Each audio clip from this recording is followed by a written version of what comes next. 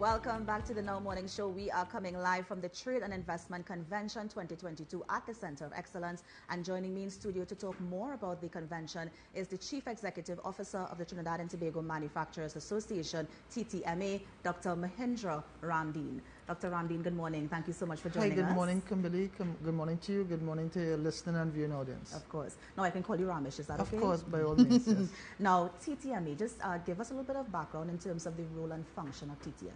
TTMA is the voice of the business community in Trinidad and Tobago. We were founded in 1956, with a small group of pioneer business people, and today we have over 600 members.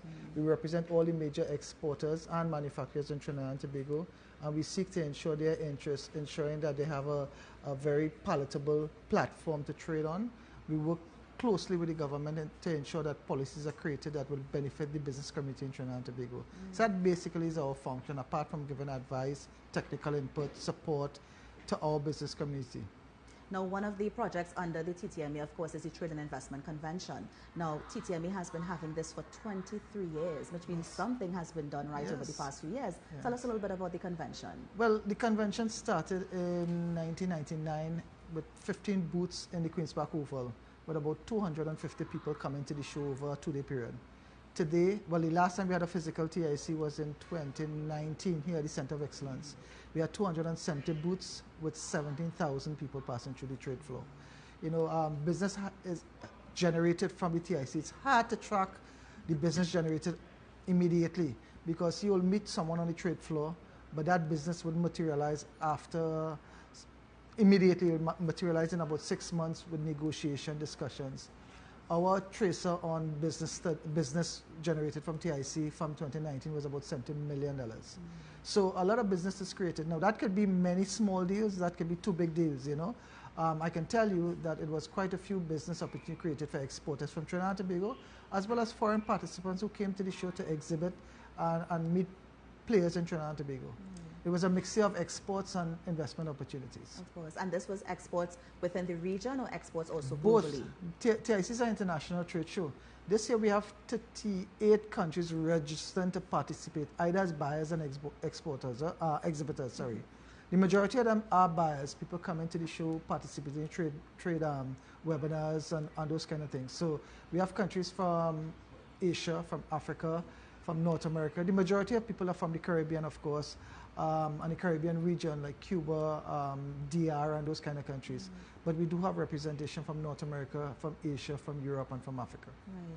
Now, I know it's taking place over the course of 3 days, from the 25th to the 27th. Yes. What can we expect within that 3 days? Well, the first 2 days, the 25th and the 26th, is predominantly geared towards business to business. So we are asking all our buyers, all our business partners to be at the show during this period. We have officially registered about 3,000 people, business people, to attend the show over these next 2 days. We highly anticipate those numbers will exceed that.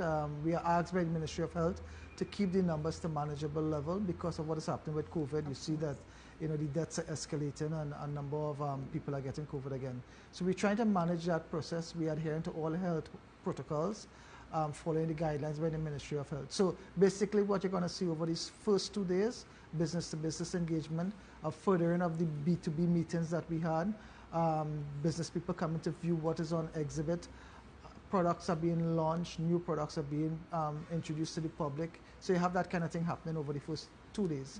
On the Saturday, we open the show to the consumers.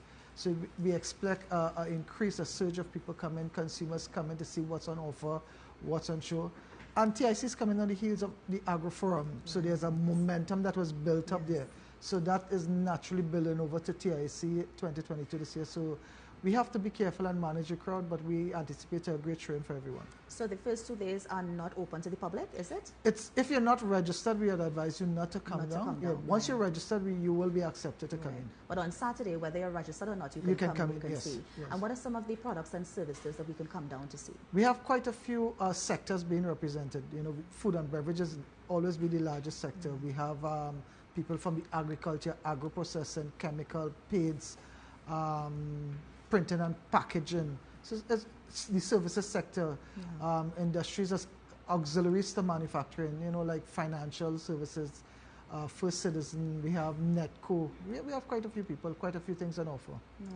And the B2B transactions that you mentioned, those are business to business. You said that it wouldn't take place immediately. But what is the process to ensure that, something is done or even somebody has the opportunity to expand their business? So we have the B2B platform that have already started. We have over close to about 150 meetings that have already taken place. TIC have started from Monday this week. We have our webinar series took place. We have had 21 webinars that would have taken place already with a throughput traffic of about 1,500 people attending. So the show has already kicked off with these educational webinar series and the B2B engagements over the virtual platform.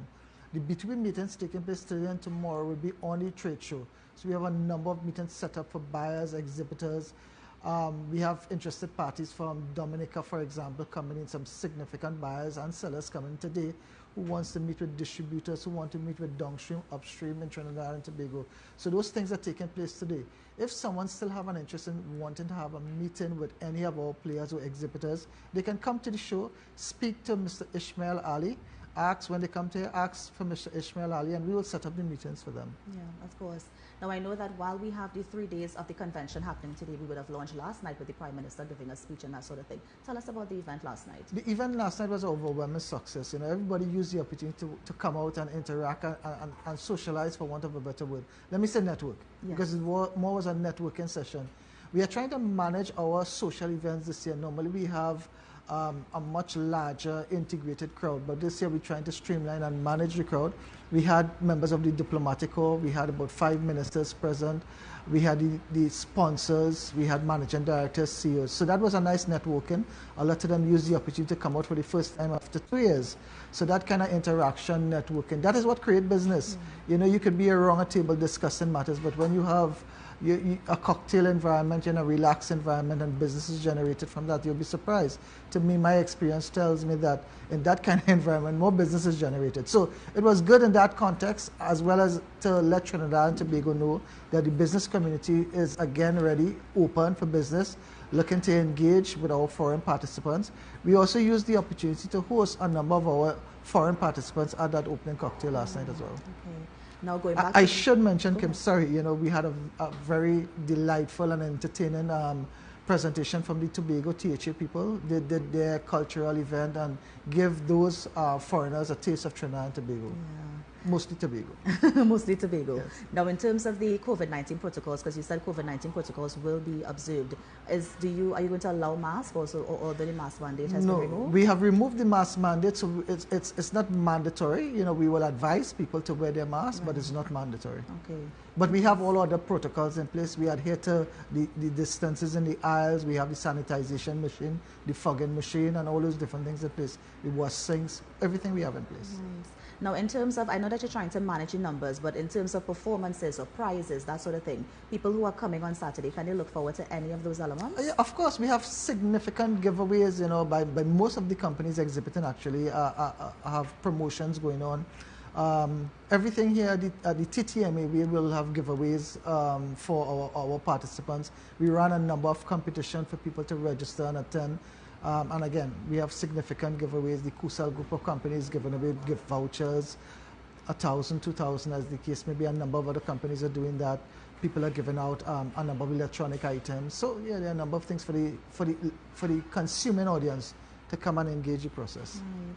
Now, I know that you would have mentioned something that the TTMA used to gauge the success of the shows. But in terms of what you anticipate for this one, I mean, it has been a few years since we've had the TIC and now we're having it again. Do you anticipate a great turnout one? And then do you anticipate that successful B2B connection that you were talking about earlier? Yeah. Well, let me just say, Kim, by February this year, the show was sold out. Now, it's a smaller show than we normally have, again, because we are asked by the Ministry of Health to manage our numbers. So we're not having the 2 halls, we have 1 complete halls.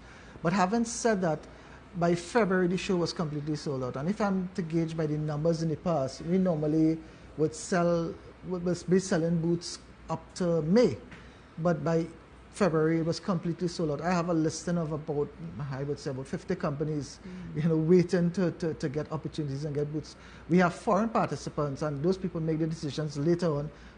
reaching out to me and asking Ramesh, can we get a space in the booth, you know. So up till last night, I trying to fit in a company from Trinidad. I don't want to call the company name, but a company saying, listen, I always at the show, I really need a space.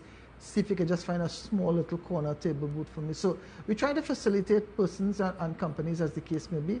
And one of the reasons why we engage at persons because they are a sponsor of TIC over the years and they want to have a presence. So we had to find a little space. We have no booth, but we find a little space for them on the floor. Okay. So gauging that kind of commitment and excitement about the show, I highly anticipate that we will have significant business coming out from the show. Nice. And as we look forward to 2023, anything you want to tell us as we move into the new year? Well, surprisingly enough, the Prime Minister of Trinidad and Tobago, the Honorable Christopher Rowley, spoke about AgriForum being a yearly event in Trinidad and Tobago.